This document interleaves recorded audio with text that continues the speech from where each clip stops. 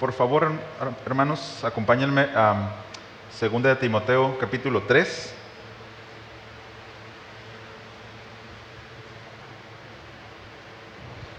Pasaje que hemos estado enseñando y teniendo como versículo lema, ¿no?, de la serie. Es versículo, ustedes ya saben, ¿no? Versículo 16 y 17. Y bueno, al inicio de la enseñanza no vamos a estar en estos versos, pero conforme vayamos al desarrollo, vamos a tocarlo, ¿ok? Un favor, ¿me regalan un poquito monitor acá? Me escucho raro.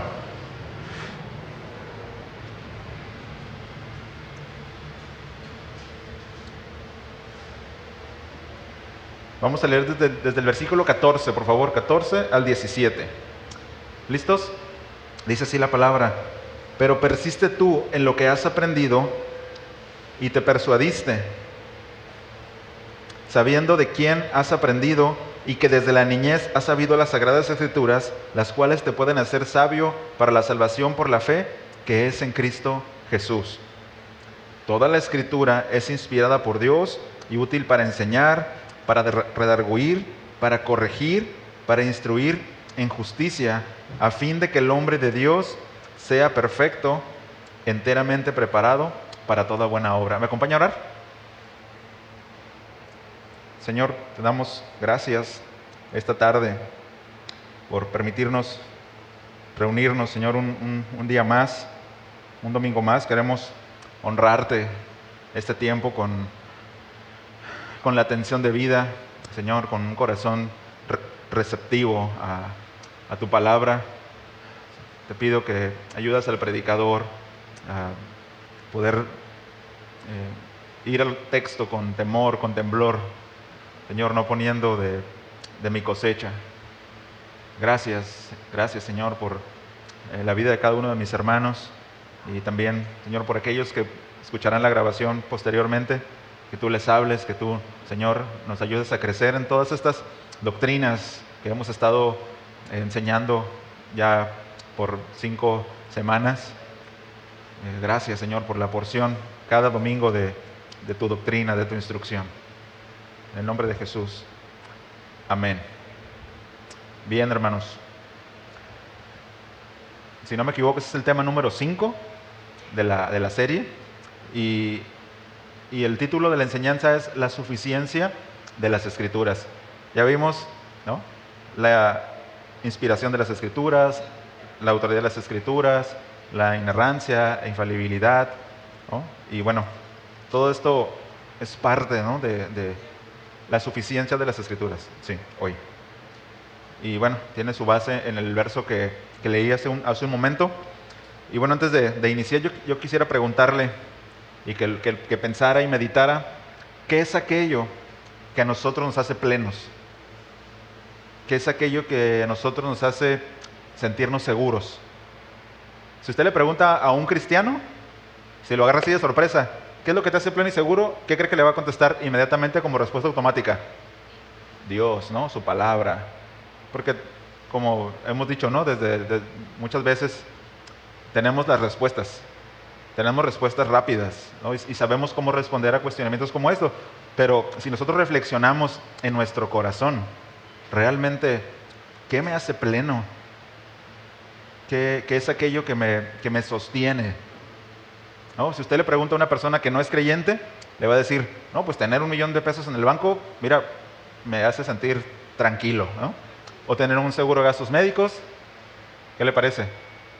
No, ahora con todo este tema del COVID, ¿no?, se escucharon historias donde personas que caían a un hospital y cuentas de 4 millones, de 8 millones, y bueno, teniendo y no es comercial, ¿verdad?, con un plan de gastos médicos, pues pagan un porcentaje, ¿no? Entonces, tener ahí el certificado, la credencial, no sé cómo se llama en tu billetera, ¿no?, de que tienes un seguro, pues a lo mejor te hace sentir tranquilo, ¿no? Te hace sentir que estás bien. Pero como creyentes, ¿no?, y reflexionando, no en una respuesta rápida, sino escarbando y meditando en el corazón, ¿qué es aquello que a mí me hace pleno? ¿Qué es aquello que me mantiene seguro? el hombre natural, como decimos en el cristianismo, el mundano promedio, pues, como les decía, le hace seguro tener una cuenta, tener salud, tener familia, tener un vehículo, una casa en una zona buena, ¿no? Tal vez esas son cosas que lo hacen seguro, cosas que le dan satisfacción. Y esto no es de hoy, de nuestra generación, ha sido desde todas las épocas, todas las eras, ¿no? Siempre ha buscado tener abundancia, tener igualdad. Se escucha mucho estos días, ¿no? Tener riqueza. Pero siempre, ¿no? Le decía, el hombre mundano ha buscado esto fuera de Dios, ¿no? Dios lo ven como algo que es una barrera, ¿no? Porque si tengo que estar en un negocio ilícito, pues Dios no tiene nada que ver aquí, ¿no?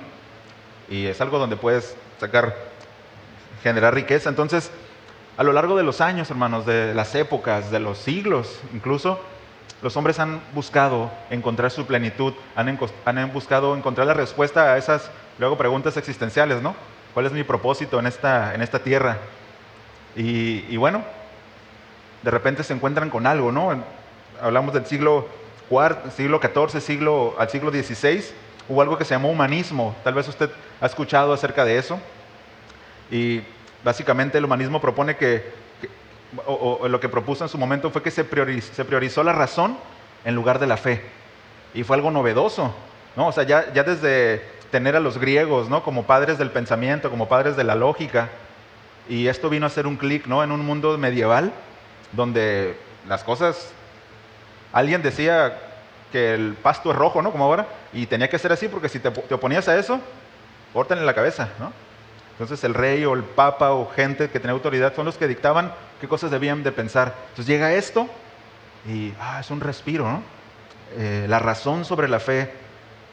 La cosa es que puso al hombre en el centro y quitó a Dios, ¿no? Luego llegó la época de la iluminación, que buscó redefinir un cristianismo en base de los sentimientos. Y no sabemos lo inseguro que puede ser eso, ¿no? Basar nuestras creencias y lo que pensamos en base a las emociones, ¿no? O cómo nos levantamos. Luego vino otra época, ¿no? Siglo XVII al siglo XIX, que fue la Ilustración. Todos los que se acuerdan de la secundaria son las materias, ¿no? Que ahí enseñaron, los que se la pintearon, pues se las perdieron, ¿no? No te apunté porque te la pinteaste, ¿Qué propuso? Ahora sí, la soberanía de la razón. Ya Dios es algo místico, son algo que es para abuelitos, ¿no? Que es para gente que se hace suicidio cerebral. No, aquí la razón, ¿no? Y todo esto. Spurgeon, pues, ustedes han escuchado de él, lidió con esto, tanto que lo deprimió, lo tiró en cama. Pues tuvo un ataque fuertísimo en contra de todo esto, le tocó vivir esta época, ¿no? Y incluso en la cama, incluso a punto de morir, ¿no? Y él escribió algo que se llama las cartas del declive, ¿no? De la iglesia, diciendo cómo esta época de la soberanía de la razón, ¿no? De la ciencia, que en ningún momento está peleada con las escrituras, pero sustituyó y se hizo algo soberano encima del pensamiento de Dios, ¿no? Repito, todos estos son formas del hombre de encontrar un propósito, de satisfacer esa hambre, esa vaciedad, ¿no? Que el pecado deja y pone en el hombre desde el momento en el que nace, ¿no? Luego, siglo XIX, siglo XX, esto ya nos afectó, ¿no? A nosotros. La época uno antes, ¿no? Siglo XIX también, el liberalismo, que proponía que el hombre puede vivir sin Dios, sin cristianismo y sin una Biblia, ¿no? Y no estoy muy seguro, pero ustedes conocen esa historia. Una mujer en Estados Unidos que logró, a través de una demanda, sacar la Biblia de las escuelas. Hay un video circulando por ahí, porque ustedes saben, Estados Unidos es una nación que está fundada bajo fundamentos bíblicos, ¿no? Al menos es lo que se dice, ¿no? Que ya no parece tanto, pero la Biblia formaba parte de la educación. Y ella es un caso, ¿no? Es todo un juicio. Y se sacó la Biblia de las escuelas, de las iglesias, dije. No, de las escuelas, ¿verdad? Ok, no de las. Bueno, ya estamos en eso, ¿no? Pero todavía no llego ahí. Entonces, sacaron a Dios. Y escuchen, y lo peligroso de esto fue, podemos tener una moral sin Dios. Y bueno, vemos los resultados de tener una moral sin Dios, ¿no? Luego vino, ahora sí, época del modernismo, una experiencia intelectual. No quitó el cristianismo, pero sí le dijo, tú tienes que ser una persona que piense democráticamente, esto no está peleado con la Biblia, y todo esto, ¿no? Surgió, porque antes no había tal cosa como votar, ¿no? Eran reyes y se sucedía una corona, ¿verdad? Entonces no, fusionó el pensamiento cristiano con el hecho de la democracia. Y bueno, lidiamos con eso y ustedes pueden ver las redes de pleitos y incluso entre creyentes. Yo soy del verde, yo soy del rojo, del amarillo, del rosita, ¿no? Del morado, ¿no? Ahora se fusionó eso, ¿no? Y podemos llegar a perder de vista lo que Dios piensa al respecto. Pero porque somos hijos de esto, ¿no? Del modernismo, una forma de pensar. Luego vino algo que se llama posmodernismo, hemos hablado acerca de eso. Básicamente no existe una verdad, sino diversos modos de saber. Ok, tú interpretas la Biblia de tu forma, esa es tu verdad, yo la interpreto así, esa es mi verdad y respétame. Cuando la Biblia se interpreta de una sola forma y tiene solo un significado, que es el que Dios le ha dado, ¿no? Pero eso no cabe dentro de esta forma de pensamiento. Pero bueno, es parte de lo que estamos viviendo. Luego hay algo que se llama, más moderno, siglo XXI, metamodernismo. Y es una fusión de varias cosas, ¿no? Unos que no están de acuerdo con el modernismo, con el posmodernismo. Básicamente ellos han propuesto, y usted ha escuchado esto, la deconstrucción del hombre. ¿Ha escuchado eso? Que los roles, que los sexos son una construcción social y que es necesario deconstruir eso porque se inventó la familia. Todo eso se inventó, es necesario deconstruirlo y volver a iniciarlo. Y, Dios mío, no tiene pies ni cabeza, ¿no? Entonces, dentro de esto, ¿no? Se le ha dado al hombre, se le ha asignado el mismo valor que tiene un animal. A eso se le llama nihilismo. Dentro de esta forma de pensar, cabe esto. Y entonces por eso que nosotros vemos ahora personas, con todo respeto lo digo, que es lo mismo tener un perro y un hijo. ¿De dónde vino esa manera de pensar? De esto. De adoptar, ¿no? Una forma de pensamiento donde está bien, o sea, son criaturas, si es cierto, ¿no? Y la Biblia, el Proverbio nos enseña a que cuidemos, ¿no? La creación es la creación de Dios, pero no tiene el mismo valor que un hombre, ¿no? Muchas veces una mascota tiene más valor que un bebé. Se prefiere a una mascota que a un niño. Se protege más y se legisla en favor de los animales y se legisla en ofensa y en agravio a un ser humano, ¿no? Y ustedes saben a qué me refiero, ¿no? A matar un bebé en el vientre, porque así se llama, ¿no? Así se llama. No se llama salud reproductiva. Porque ni la que lo hizo sale con salud de ahí, ni el bebé, porque ya no está, ¿no? Lo mataron. Entonces, esa es la forma en que el hombre está pensando. Esa es la forma en que ha venido pensando desde hace muchos años. ¿En búsqueda de qué? De un propósito, en búsqueda de plenitud, en búsqueda de sentirse suficiente, que algo, pero no está ahí, está vacío, ¿no? Son lapsus, ¿no? De brillantez. Son como las máximas que se escriben, ¿no? Que es a lo máximo que pudieron llegar, ¿no?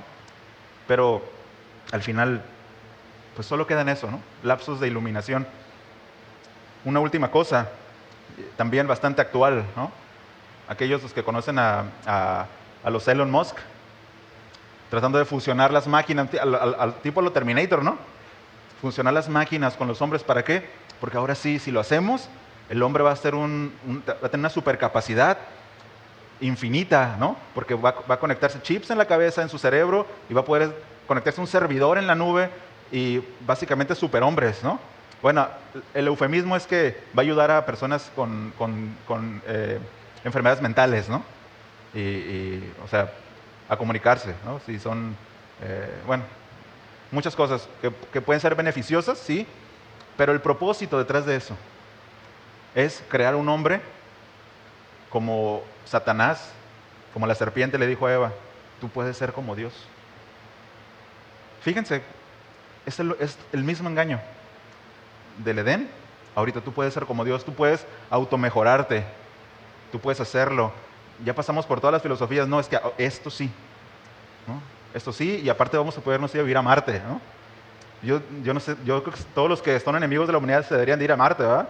O sea, ya no hay humanos a los que tanto odian, pero pues no es tan fácil, ¿no? Entonces, ¿dónde está el mundo parado hoy, hermanos, con todo esto? ¿Cuál ha sido el resultado de todo esto? ¿Dónde está parado? ¿En dónde ha puesto su esperanza? Como les decía, muchos de ellos han puesto su esperanza de ¿cómo se dice? Se me fue la palabra. Trascender, ¿no? Su esperanza de trascender, porque sus pensamientos van a estar en una nube, en lo digital. Pero hasta ahí llega. O sea, ni siquiera saben si va a funcionar, ¿no? Pero ya están puestas las esperanzas ahí. Ya están, y hay muchísimo dinero puesto ahí. Entonces, ese es el hombre, pero ¿qué de nosotros, no? La realidad, hermanos, es que esto nos alcanza a jalar, ¿no? O sea, sí nos alcanza a dar un empujón, ¿no? La inercia de todo esto, hay cristianos que están en esto, ¿no? Y puede ser un tema de conversación. ¿Todos han escuchado acerca de la inteligencia artificial? Bueno, algunos que son más conservadores dicen, no, cuidado con eso porque puede tener sus consecuencias, ¿no? Y otros dicen, no, es que no inventes, esta es una herramienta súper valiosa. Tú le dices, hazme un sermón de la suficiencia de las Escrituras y te lo hace. Aquí está, mira. No, claro que no. Pero esos son, ¿no? Los alcances. Imagínense, ¿no? Entonces, el hombre en la búsqueda de trascender, ¿no? Ahora, le bajas el switch a eso, la energía, y se acabó, ¿no? Al final, ¿no? Bueno, según las películas no funciona, porque está conectado a los satélites, no sé qué, pero ciencia ficción, todo eso, pero el hombre ha puesto su esperanza ahí, hermanos. La cuestión es dónde la hemos puesto nosotros, ¿no? ¿Dónde está? Yo no sé si usted vio últimamente la televisión, noticias, ¿no? ¿Ha visto lo que pasó en Juegos Olímpicos? ¿No? Bueno, yo he visto algo de esto y sí hay mucha gente indignada, pero no es diferente a lo que los hombres hacen todos los días, hermanos. ¿Qué diferencia hay eso en ser adúltero? ¿No? O sea, es escandaloso porque salió en toda la televisión. Yo veo que esto está en las Escrituras. Es algo que Dios nos dijo, ¿no? Y si no es que están faltando el respeto a Cristo, Él no lo dijo, nos van a perseguir, ¿no? La cuestión es que los hombres, como les decía, han sacado a Dios. Y eso, hermanos, es el resultado. Ese es el producto. No es nada agradable el producto. Ese es el producto de sacar a Dios y de no tener un propósito y no encontrar suficiencia en Él, ¿no? Romanos 1:22, se lo leo si usted gusta acompañarme. Romanos 1:22 nos habla acerca de esto.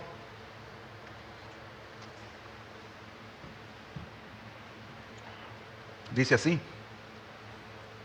profesando ser sabios, se volvieron necios y cambiaron la gloria de Dios incorruptible por una imagen de forma de hombre corruptible, de aves, de cuadrúpedos y de reptiles. Por consiguiente, escucha esto, y eso es lo que está pasando. Dios los entregó a la impureza en la lujuria de sus corazones, de modo que deshonraron entre sí sus propios cuerpos. Porque cambiaron la verdad de Dios por la mentira y adoraron y sirvieron a la criatura en lugar del Creador, que es bendito por los siglos. Es eso lo que está pasando. El hombre buscando trascender, buscando quitar a Dios y encontrar su propósito. Y la realidad es que cada vez se hunde más, cada vez es más grotesco, ¿no? Si tuvieras que escoger, nos quedamos con los siglos XVIII, XIX para atrás, ¿no? A comparación de esto, eso es mucho mejor, ¿no? Pero bueno, fuera, hermanos, de la palabra de Dios, nunca nada es suficiente. Pueden venir más filosofías y más Elon Musk y sus hijos, ¿no? Siempre va a haber algo de moda, siempre va a haber un pensamiento nuevo, siempre va a haber algo que gobierna el momento y va a pasar y va a venir otra cosa, pero su palabra no va a pasar, ¿no? Confiamos en eso y bueno, todas estas cosas que el hombre encuentra, satisfacción momentánea, son como los analgésicos. ¿Qué pasa cuando tienes una infección fuerte y tomas nada más paracetamol? Pues se te pasa momentáneamente, ¿verdad? Pero la infección está ahí, ¿no? La infección está ahí. No es suficiente solamente analgésico. Solo la palabra de Dios y Cristo son suficientes primero para salvarnos, pero también para hacernos vivir una vida plena. Y yo creo que esa fue la respuesta de todos, ¿no? En su mente. ¿Qué es lo que te hace pleno? ¿En dónde encuentras suficiencia? En Cristo. Esa es la respuesta, ¿no? Pero cómo lo llevemos a cabo y cómo nosotros lo vivamos. Porque se dice que la mejor teología o la verdadera teología es la que nosotros vivimos. Podemos tener una excelente teología aquí, pero la que vives es la verdadera, ¿no? Entonces, ¿cómo está tu teología en ese sentido, ¿no? De qué es suficiente para ti. Entonces, sin la palabra de Dios y sin Cristo, el hombre está extraviado, está perdido, está vacío. No es que le faltaba algo, no es que solo le faltaba a Dios, no, estaba vacío, está vacío. Al final nada es suficiente, puede ser más filosofía, no le satisface, hermanos, ¿no? Y al contrario, va en decadencia. Ese es el hombre mundano, ¿no? Ese es el hombre natural, ¿no? El hombre animal, ¿no? Que nos habla la Escritura. ¿Dónde encontrará el hombre su verdadero propósito? En la palabra de Dios, ¿no? Es lo que hemos estado aprendiendo todas estas semanas. ¿Dónde vamos a encontrar su voluntad? En su palabra, ¿no? El hombre podría lograr hacer cosas buenas, lo hace. Yo conozco personas, finas personas, que son educados, ¿no? Que han construido una familia buena, pero al final y en algún momento no están satisfechos, ¿no? Y a veces es difícil predicar a esas personas, ¿se dan cuenta? ¿No? Es difícil, pero si nosotros vamos a la profundidad de la necesidad real del hombre, está vacío, ¿no? Tiene puesta su esperanza en la chequera, ¿no? En las cosas, en la familia que ha construido posiblemente, no en la palabra de Dios, ¿no? Entonces, pensé hacer una breve introducción, no fue tan breve, pero después de esto, hermanos, surgen otras preguntas. Entonces, considerando esto que dije, ¿es la Biblia suficiente para saber lo que Dios quiere que pensemos y hagamos? Sí, ¿verdad? ¿Es su palabra suficiente para agradar y obedecer a Dios o necesitamos otras revelaciones? Es suficiente y no necesitamos, ¿verdad? ¿Es suficientemente confiable para descansar nuestras vidas completamente en ella? Entonces no deberíamos estar ansiosos, ¿verdad? Porque es suficiente. Bien, entonces vamos a desarrollar esto, ¿no? Y bueno, el Señor nos ayude. ¿Ha escuchado usted acerca de algo llamado revelación general? No sé si lo hemos tocado durante la serie. La revelación general de Dios y la revelación especial de Dios. Esta es la revelación especial de Dios, su palabra, ¿no? 66 libros. Pero hay una revelación que es general, que es lo que Él ha creado, ¿no? Y a lo largo de la historia, Él lo ha revelado al hombre, Él lo ha puesto para que lo vea, ¿no? Nosotros podemos ver el cosmos y decir, esto no se hizo de la nada, ¿no? Sin embargo, no nos da tanta información acerca de Dios, solamente decirnos que hay un ser creador, ¿no? Que es mayor que todos. Pero su revelación especial es suficiente, hermanos, y ha hecho, ¿no? Que el hombre pueda conocerle. Le decía, se nos entregó esta revelación especial, que es la palabra, en un lapso de más o menos 1500 años que se formó, ¿no? Hebreos 1:1 dice, Dios habiendo hablado hace mucho tiempo, en muchas ocasiones y de muchas maneras a los padres, por los profetas, dice, hoy nos ha hablado por su Hijo, ¿no? Entonces, Dios se ha revelado al hombre, el hombre no ha tenido que buscar cómo saber acerca de Dios, ha buscado la idolatría y todo eso, ¿no? Porque tiene una necesidad intrínseca de tener un creador, algo superior a él. Pero Dios se ha revelado a nosotros. Ahora, la cuestión, hermanos, es que Dios nos ha revelado al primer hombre con todas las escrituras, ¿no? Nosotros somos privilegiados y tenemos toda su revelación y no necesitamos otra cosa. Pero ¿qué de Adán? Acompáñame por favor a Génesis 2, versículos 15 al 17, y vamos a ver algunos 4 ejemplos acerca de la revelación especial de Dios al hombre. Génesis 2:15. Dice así: tomó pues Jehová Dios al hombre y lo puso en el huerto de Edén, dice, para que lo labrara y lo guardase. Ponga atención, 2 cosas, que lo labrara y que lo guardase. Y mandó Jehová Dios al hombre diciendo, de todo árbol del huerto podrás comer. Ahí está, una tercera, ¿no? Y ahí viene la cuarta, mas del árbol de la ciencia, del bien y del mal no comerás, porque el día que él comieres ciertamente morirás. ¿Cuántas instrucciones le dio Dios a Adán? 4, ¿verdad? Bueno, para Adán y para Eva, esa fue su revelación. Eso es lo que ellos tenían que conocer y lo que tenían que saber, lo que tenían que hacer. ¿No? 4 sencillas cosas, ¿no? No. 4 cosas. ¿Y qué pasó, hermanos? 2 tareas, 2 instrucciones. Fáciles, ¿sí o no? Era suficiente para estar dentro de la voluntad de Dios, para que Adán y Eva estuvieran dentro de su voluntad. Era suficiente hacer estas 2 tareas y obedecer estas 2 instrucciones. ¿Y qué pasó? No. ¿Fue suficiente para ellos? No lo fue, ¿no? Ve, aquí estamos, ¿no? Sufriendo calor. Aquí estamos porque no fue suficiente para ellos, porque no, ay, es cierto, puedo ser como Dios, ¿no? La tentación vino, ¿no? Entonces, ¿había alguna forma de agregar algo más a esta revelación de Dios a Adán y a Eva? ¿Usted cree que necesitaban algo mejor para agradar a Dios? Nada más obedecerlo y todo iba a funcionar y todo iba a ir de maravilla, pero no fue suficiente para ellos, ¿no? Eva quiso obtener algo mejor, no le fue suficiente lo dicho por Dios, y aquí los resultados, ¿no? Ahora, hay instrucciones que tenemos de parte de Dios, ¿no? La cuestión es, pongamos este ejemplo, ¿es suficiente para nosotros lo que Dios nos pide? A los esposos, ama a tu esposa como Cristo amó a la iglesia. ¿Ocupan otra instrucción? Con esa, ¿no? Es suficiente, ¿no? Para tener un matrimonio sano. Bueno, otra cosa más. Vamos a Génesis 6. Ahí bríncase 4 capítulos. Va creciendo la revelación de Dios al hombre. Ya le dijo a Adán y a Eva estas 2 tareas, estas 2 instrucciones. Y viene el versículo 13 del capítulo 6. Viene Noé. No Carlos Noé. Sí es obediente, ¿va? Así es. Dice así. Entonces dijo Dios dijo a Noé, he decidido poner fin a toda carne porque la tierra está llena de violencia por causa de ellos. Dice, y aquí voy a destruirlos juntamente con la tierra. Dice, hazte un arca de madera de ciprés, harás el arca con compartimentos y la calafatearás por dentro y por fuera con brea.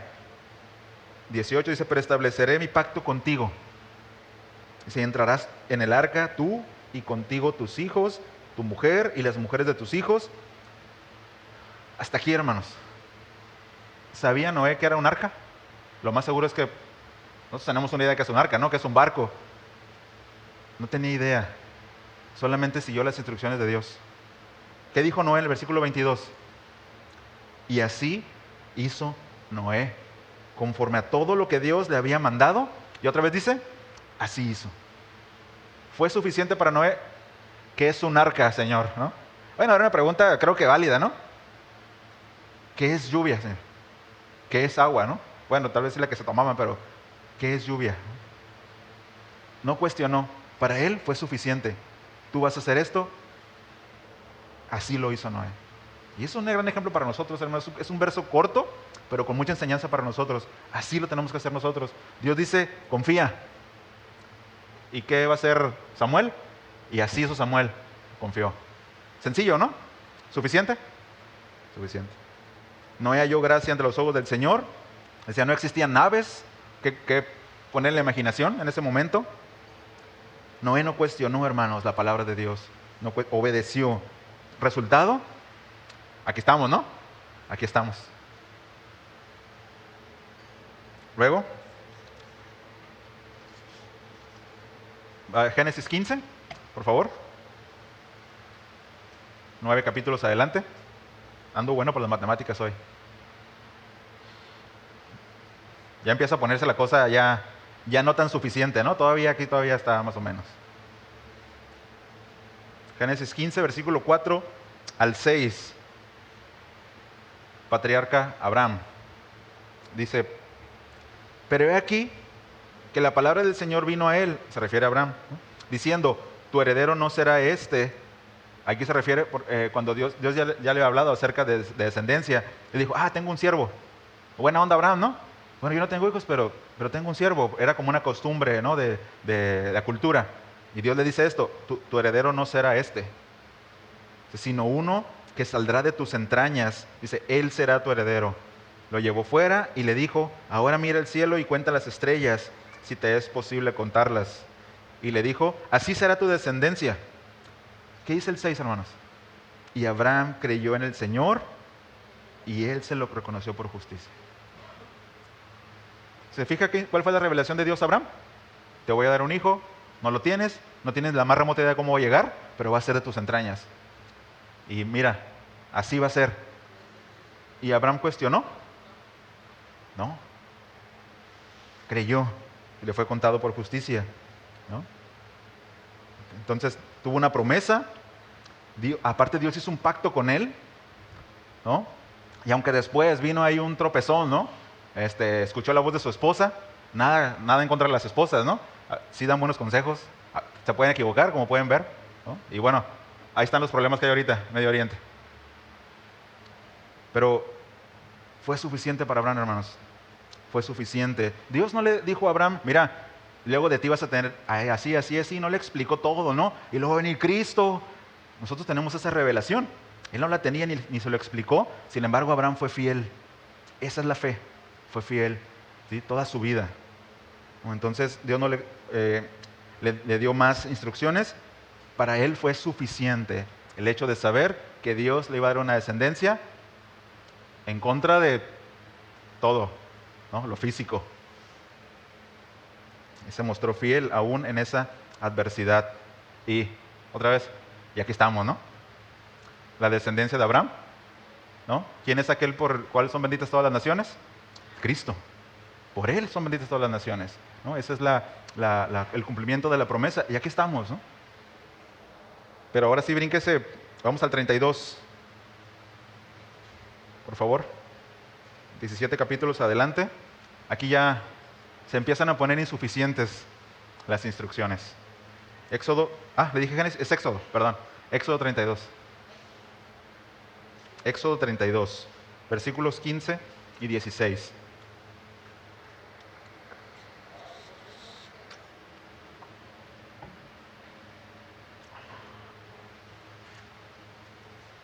Yo cuando estaba estudiando esto, vino a mi mente el pasaje que dice que bienaventurado aquel que sin ver cree, ¿no? Porque lo que vamos a leer ahorita es una muestra de eso, ¿no? De que, bueno, es contrario, ¿no? Bueno, vamos a leerlo para que lo puedan observar.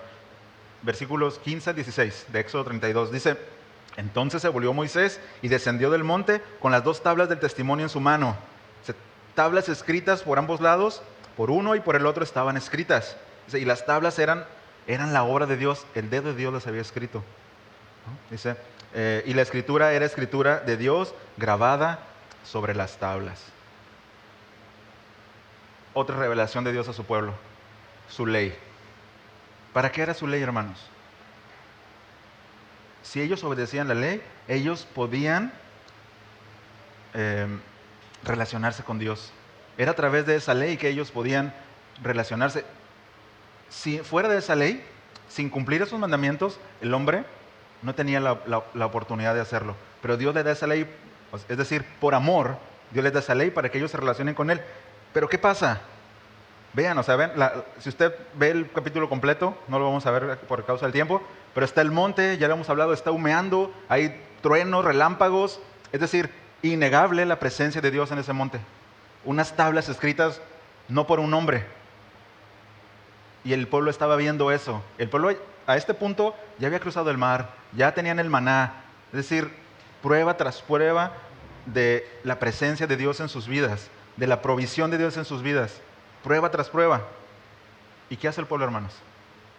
Ni siquiera pudo esperarse. Ni siquiera pudo esperarse. Se mandó a hacer un ídolo, ¿no? Se mandó a hacer un dios de oro, ¿no? Un becerro de oro. Y dijo, este es mi Dios que me sacó de Egipto. Con pruebas irrefutables de la presencia de Dios. Y Dios trayéndoles una ley por amor para que se relacionaran con el único Dios verdadero. Y no fue suficiente para ellos. Se hicieron un Dios a su medida. Ser testigos de eso, hermanos, no fue suficiente. ¿Se imagina? O sea, la dureza del corazón del hombre, porque no voy a decir de ello nada más, ¿no? En general. Por eso le decía, yo meditaba, Señor, ayúdame, ¿no? A no ser necio, a confiar. Ciertamente nosotros no vimos un monte humeante, ¿no? Y truenos y relámpagos. Bueno, sí los hemos visto, pero no ha sido el Señor, ¿no? O más bien su furia ha sido, ¿no? Pero no es necesario. Creemos en nuestro corazón, a través de su palabra, que Él es verdadero y que Él es fiel. Entonces, a diferencia de Abraham, el pueblo de Israel, pronto, no nada más en esta ocasión, siguió siendo infiel. Es decir, la revelación de Dios para ellos en ese momento de la historia no fue suficiente. Es que si supieran todo lo que iba a pasar después, no. Si eso poco no fue suficiente, mucho menos, ¿no? Ahora, eso, hermano, nos hace a nosotros, nos cae una responsabilidad, porque conocemos, podemos ver el corazón del hombre desde el día 1, ¿no? Y eso nos hace bastante responsables, ¿no? Entonces, terminando esta sección, la suficiencia de las Escrituras tiene como plataforma la inspiración, que es lo que ya vimos, la inerrancia e infalibilidad, su autoridad. Y no es que por el hecho de que vino de Dios, aunque eso ya es una gran cosa, eso es supremo, no solamente por eso es suficiente, sino que el hecho de lo que le mencioné anteriormente, ¿no? Que es inspirada por Él, que es inerrante, que es infalible, eso lo hace 100% seguro, hermanos. Esa revelación de Dios, es decir, no necesitamos nosotros, como el pueblo de Israel, ver la montaña. Y ellos son el ejemplo de que eso no es necesario, porque aún viéndolo podemos desconfiar, ¿no? Pero la Biblia nos da testimonio de su inspiración, ¿no? Y todo lo que hemos visto hasta este momento. Entonces, por ello, es digna de ser obedecida hasta en los detalles más pequeños. ¿Ok? Es digna de ser obedecida, ¿no? Hasta en los detalles más pequeños. Una definición sencilla, bíblica de esta doctrina es que la suficiencia de la Escritura significa que en la Biblia encontramos todas las palabras de Dios que necesitamos para la salvación y para confiar y obedecerlo perfectamente. No ocupamos otro libro, no ocupamos otra cosa, ¿no? Para conocerlo, para recibir la salvación, para confiar, tenemos su palabra y es suficiente. ¿Ok? Y es suficiente. Ahora, habíamos hablado en enseñanzas anteriores que hay libros, ¿verdad? Que incluso hay credos, hay sínodos, está lo que se le llama la tradición también, ¿no? De hecho, el hecho de nosotros predicar la palabra, interpretarla, eso entra dentro de la tradición, ¿no? Porque, como le hemos dicho, ¿no? El momento infalible en la reunión es cuando leemos la Biblia. No hay una intervención del hombre, pero cuando hay una intervención del hombre, ya entra dentro de esa tradición, ¿no? Enseñanzas alrededor de la Escritura. Y cuando digo que solo la Biblia es suficiente, es porque en ella encontramos, como les decía, salvación y encontramos el camino, ¿no? Para llegar al Padre, ¿no? Lo que tenemos que obedecer. Pero las otras cosas, hermanos, aunque no están al nivel de la Biblia, no las descartamos, ¿no? Dijo alguien por ahí, dice, los credos de la iglesia y sus declaraciones, dice, son obras humanas, por supuesto. Estas obras de segunda categoría, dice, pueden ser precisas y estar brillantemente desarrolladas, expresando los mejores pensamientos de los eruditos, pero no son la palabra de Dios inspirada. Y nosotros a veces compartimos ahí en Facebook, ¿no? Máximas, y eso se oye bien, ¿no? Y pueden explicar algo o ampliar una doctrina, una enseñanza, pero no son la Biblia. Es decir, nosotros nos guiamos y obedecemos la Biblia. Y usted puede tener una inclinación hacia una tradición y se respeta, pero no son la Biblia. Es decir, desde aquí no predicamos a través de una postura, sino predicamos lo más bíblicamente posible, ¿no? Porque el hombre es infalible, ¿no? Y la Biblia no. Entonces, ahora sí vamos a 2 Timoteo 3.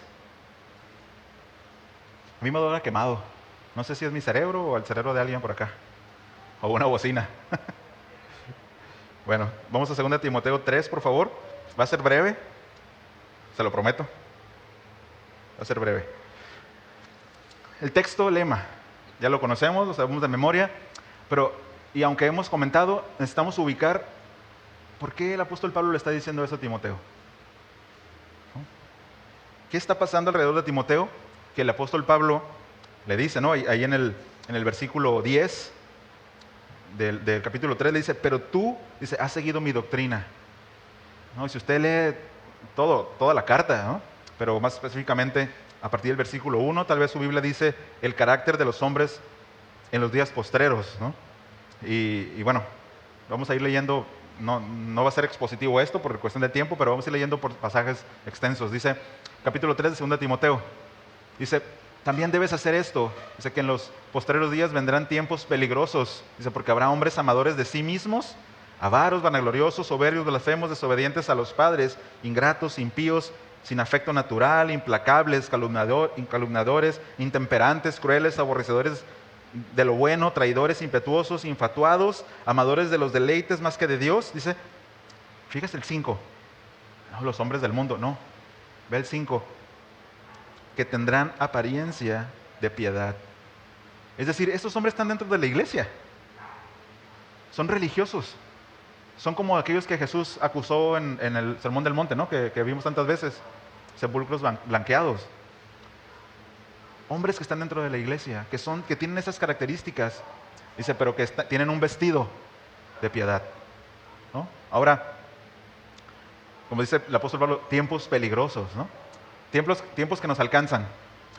Y es en medio de estos, hermanos, de estos tiempos y de estos hombres, que Dios exhorta al joven Timoteo, a lo que dice el versículo 10, nos brincamos, en el versículo 10, usted puede seguir leyendo todo esto y sigue hablando acerca de las características, ¿no? de estos hombres, pero dice el versículo 10 del capítulo 3, pero tú has seguido mi doctrina, dice, conducta, propósito, fe, longanimidad, amor, paciencia, persecuciones, padecimientos, dice, como todos los que me sobrevinieron en Antioquía, en Iconio, en Listra, persecuciones que he sufrido y de todas me ha librado el Señor, dice, y también todos los que quieren vivir piadosamente, y aquí estamos incluidos nosotros. ¿Ustedes quieren vivir piadosamente? Bueno, dice, quieren vivir piadosamente en Cristo Jesús, padecerán persecución. Entonces, esta sección del capítulo 3 habla de las dificultades de perseverar en la doctrina. ¿No? ¿Qué doctrina? Bueno, la que va a desarrollar enseguida, ¿no? Versículo 13.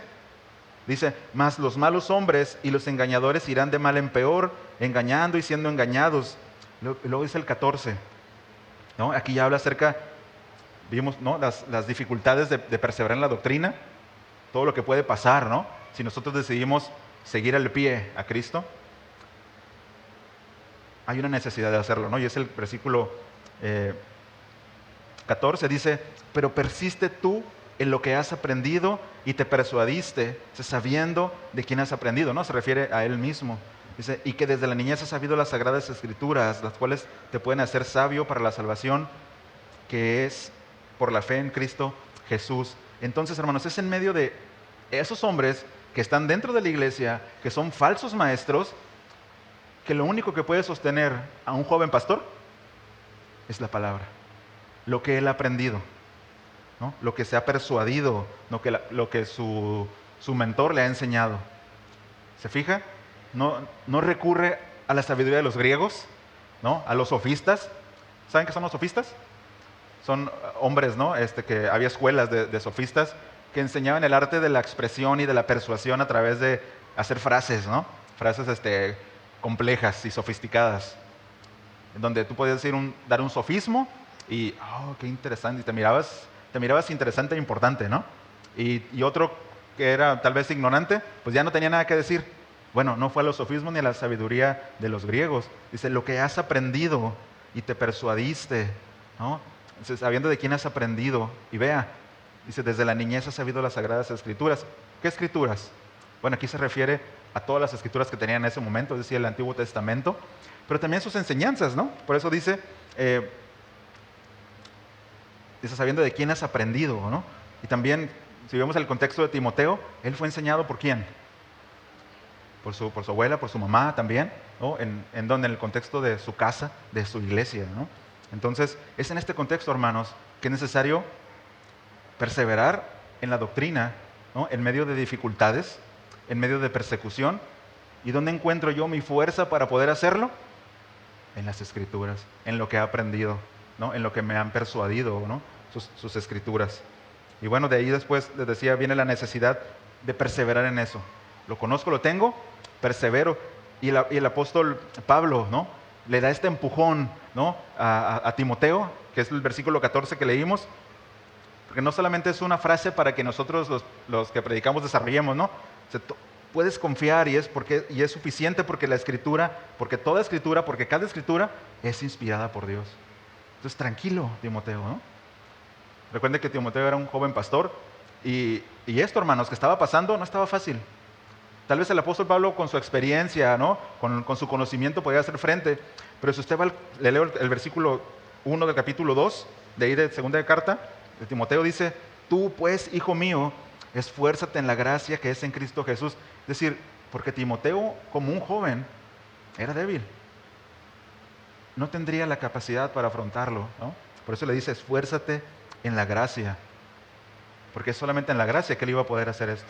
Y recuerda lo que has aprendido. Y confía que es inspirado. Y confía que es útil para enseñar, ¿no?, para redarguir, para corregir.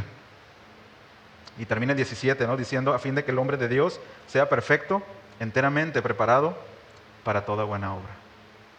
Entonces no solamente es una frase que le lanza el apóstol Pablo a Timoteo, sino es lo que él necesita y es lo único suficiente para vivir en este tiempo, hermanos. Nosotros estamos tranquilos, la verdad, ¿no?, en este lugar. No hay doctrinas. Yo sé que hay quienes pueden venir de contextos difíciles, ¿no?, de falsos maestros, pero en general considero que todos, no hay una persecución doctrinal, ¿no?, que los haga llorar al menos, ¿no? Estamos tranquilos, ¿no?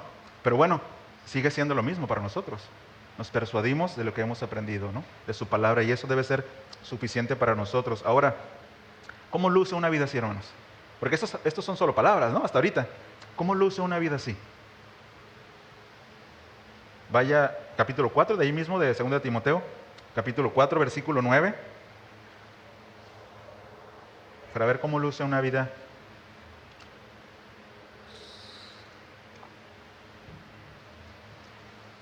Porque está fácil mandar a alguien a los leones, ¿no?, desde atrás de la reja.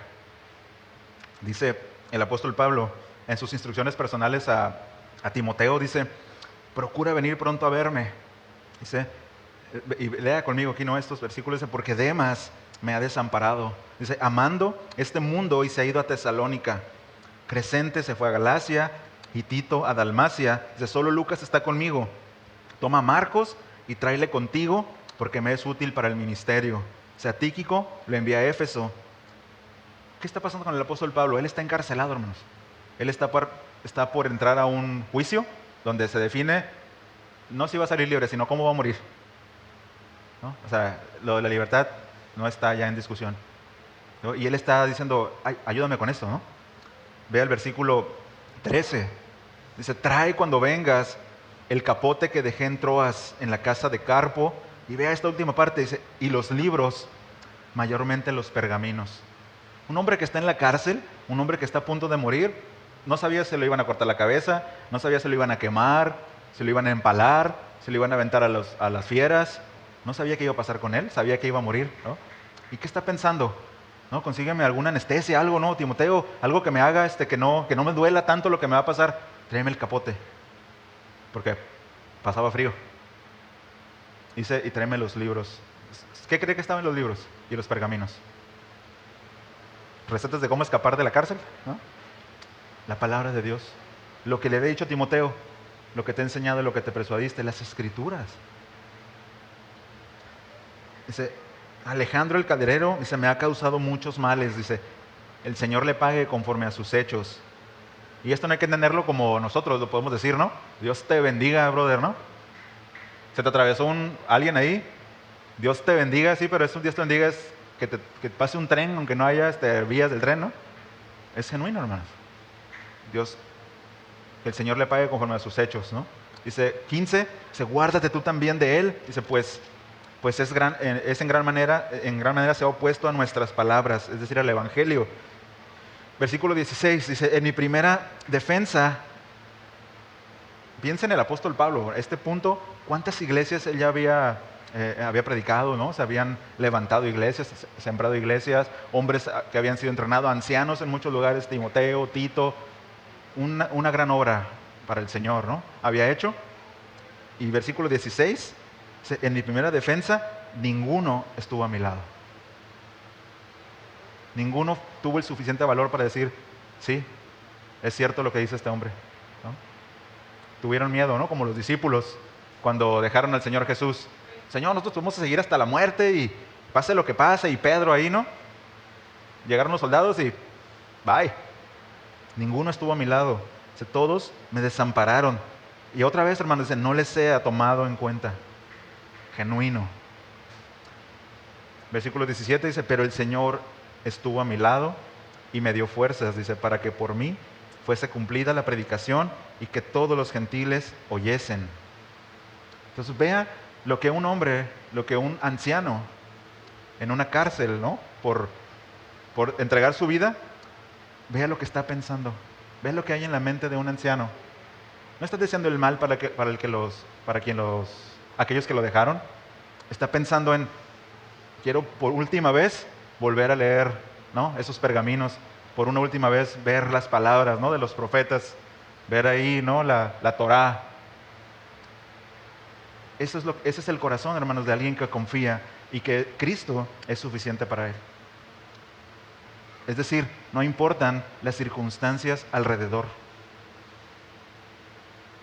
Nosotros lo leemos aquí, pero la situación puede ser muy crítica. Y en algún momento estuvieron en la cárcel y el lodo del drenaje les llegaba al cuello y estaban contentos. Estaban cantando himnos, ¿no? ¿Por qué? ¿Por qué cree? Porque Cristo es suficiente. Porque su palabra es suficiente. Que no importa lo que esté al lado, lo tengo a Él, ¿no? En Filipenses 1:21 dice así, dice, pues para mí el vivir es Cristo y el morir es ganancia. Eso, hermanos, así es como luce la vida de alguien en el cual las escrituras son suficientes para él, en el cual Cristo es suficiente para él a pesar de lo que esté pasando alrededor de mí, ¿no? Y bueno, les decía, si vuelvo a preguntar, ¿no? Lo del principio, ¿qué te hace pleno? ¿Qué es suficiente para ti? ¿Qué te hace estar gozoso? Oh, Cristo, ¿no? Su palabra. Bueno, considera que en algún momento va a llegar un examen. Somos probados, ¿no? ¿Cuántos han pasado por situaciones difíciles y pruebas? Todos, ¿no? Llega el examen y en el examen se ve si Él es suficiente para nosotros, ¿no? Cuando llega la tormenta, ahí se ve, hermanos, si Cristo es suficiente para nosotros. Los momentos difíciles, cuando perdemos el sueño, cuando podemos perder el apetito, tiempos de incertidumbre, tiempos de agobio. Estoy leyéndole a muchos, ¿no? Incluso, ¿no? Momentos de desesperanza. ¿Ves las noticias? Miren, de verdad, yo a veces he tenido que dejar por 2 semanas de ver noticias. Porque te acuestas con una noticia y dices, no puede ser, y te levantas y, ¿sí o no, Arturo? No puede ser, ¿no? Y eso causa desesperanza. Y, Señor, ¿no? ¿Qué está pasando? Y parece que la intención es ser peor cada vez, ¿no? Mejorar eso. Y no en el sentido bueno, ¿no? Superarlo, ¿no? Sería la palabra. Cuando el doctor da un diagnóstico, ¿Cristo es suficiente? ¿Su palabra es suficiente? ¿Me puedo sostener de ella? Son preguntas que tenemos que hacernos y bueno, la respuesta, hermanos, a eso, independientemente de cómo nosotros lo percibamos, es que Él es suficiente, es que su palabra es suficiente. Independientemente de mi percepción, ¿no? Es suficiente. Entonces, pues, tenemos su revelación. Lo que Él tenía que decirnos aquí está. Y cómo surfear las olas, ¿no? De la tempestad. Aquí está, hermanos. Confiemos en ello. Confiemos. Una última exhortación ya para concluir. Y es esta, ¿no? Vivamos para Él. Amemos su palabra. No como un hashtag. ¿Saben qué es un hashtag? ¿No? Amo su palabra, ¿no? Y está ahí en tu estado, está ahí en Facebook. No, ame su palabra de verdad, ¿no? Entrégate a su palabra, sostente de su palabra, porque su palabra es la roca firme. No sé si ustedes ubican el arco de Cabo San Lucas, ¿no? Y hay una piedra al final. Y hay muchas imágenes de diferentes huracanes donde hay olas que se ve así la espuma de la ola encima de la roca. Bueno, ahí sigue todavía. Y salen noticias, ¿no? Se cayó la piedra del arco, ¿no? No, ahí sigue. Bueno, esa es la palabra, ¿no? Sostengámonos de esa roca firme en medio de esas aguas turbulentas. Pongámosla en primer lugar, hermanos. Profundicemos. Confiemos. Es suficiente. No es, no es solamente parte del bosquejo, hermanos. De verdad, es suficiente su palabra, ¿no? Oramos.